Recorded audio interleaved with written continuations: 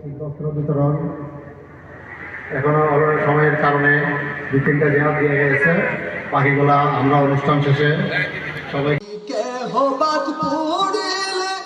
গত 22 ডিসেম্বর 2025 চট্টগ্রামের হাটাজারির ময়নাপুকুর পারস্থ মাদ্রাসায়ে জিয়া মওলা হক ভান্ডারীর উদ্যোগে বিশ্বহলি শাহনশাহ হযরত সৈয়দ জিয়াউল হক মাইজ ভান্ডারীর 97তম পবিত্র খোশরোজ শরীফ উপলক্ষে শীতবস্ত্র বিতরণ আলোচনা সভা ও মিলাদ মাহফিল অনুষ্ঠিত হয়।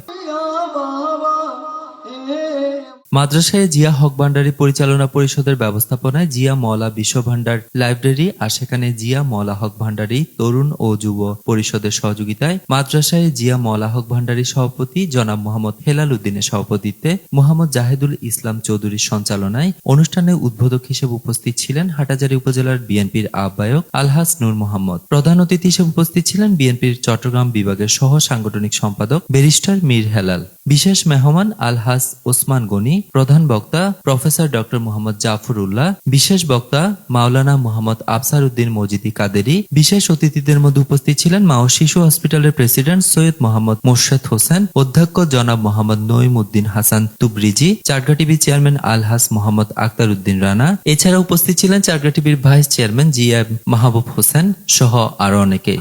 লাখো কোটি শুকরিয়া জ্ঞাপন করছি যে হযরত মুহাম্মদ মুস্তাফা সাল্লাল্লাহু আলাইহি ওয়াসাল্লামের আমি একজন উম্মত হতে পেরেছি। অনুষ্ঠানে আসা সবার সৌভাগ্য হয় না, আমার সৌভাগ্য হয়েছে, সেজন্য আমি মাদ্রাসা কর্তৃপক্ষকে আবারও ধন্যবাদ জানাচ্ছি। এসে এখানে আমি একটু সন্তুষ্ট হয়েছি। একটা প্রতিষ্ঠান এখানে এই এলাকাকে আলোকিত করার জন্য প্রতিষ্ঠিত হয়েছে।